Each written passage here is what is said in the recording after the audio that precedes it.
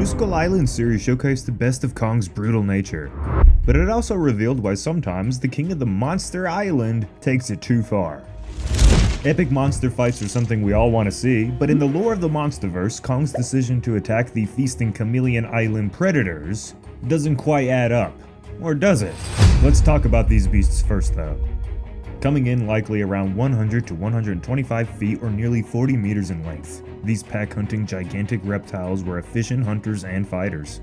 They gave Kong a hell of a fight during what was, in my opinion, the best episode and really the primary positive in this entire series for me. In the end though, it's only a matter of time till the big ape gets the upper hand. But why did Kong go out of his way to attack them in the first place? Especially when his closest companion at that time urged him to look the other way and let nature take its course. To understand Kong's reasoning, let's point out the obvious first. He's a gigantic titan, and not just an ordinary titan, a member of what is likely the most intelligent titan species in this universe. These guys in the lore have evolved ready for combat at a moment's notice, and even in non-life-threatening situations. We know how hostile and aggressive primates of all kinds in the real world can be. For now, let's leave Kong's species aside and focus on the mind of Kong himself. His very first breath in this world was met with the worst thing that could have ever happened to him. He lost his entire clan and what he thought at that time to be the rest of his species. And they didn't pass on peacefully or by natural causes, they were ripped to shreds by the skullcrawlers, right smack in front of him. There's plenty of studies in our real world on the effects of traumatic experiences at a young age in our fellow humans.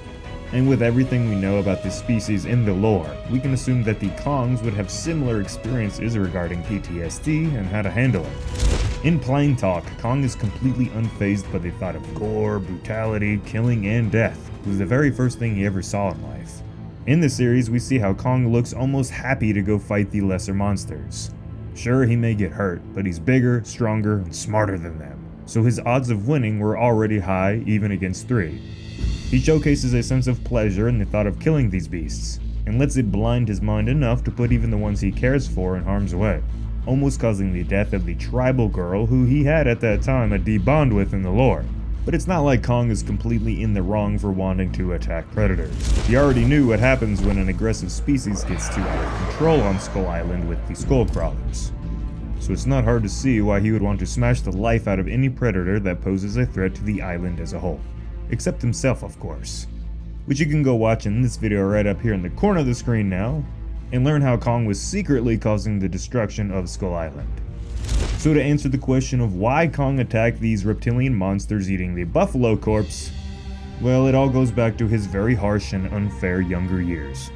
He's already a wild, godlike being, but when you throw in a dash of childhood trauma and a lifetime of combat, you get a hostile and deadly combo. Regarding us as the viewers, was the monster fight worth Kong putting his friend in danger for? Yes. Was the fight fun to watch? Yes. Was it smart for Kong to initiate the fight if this was a real situation? No. But this is storytelling, and this event led to what I believe is the only really memorable interaction between characters in this series that had real consequences. And I'm glad this fantastic scene was included in an overall forgettable series, which tell me what you think. The show is supposedly on the Netflix top 10 right now, but there's just not much attention being given to the series overall, it seems. Like, you don't hear anybody or see anyone really talking about it other than on the videos that we're making and a few other channels. Why do you guys think that is? Do you want us to keep covering it or move on? Let us know in the comments.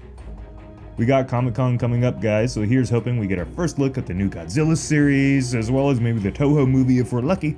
As always, like and share this video around to help the MonsterVerse start trending again. Come on, guys, and I'll see you in the next one.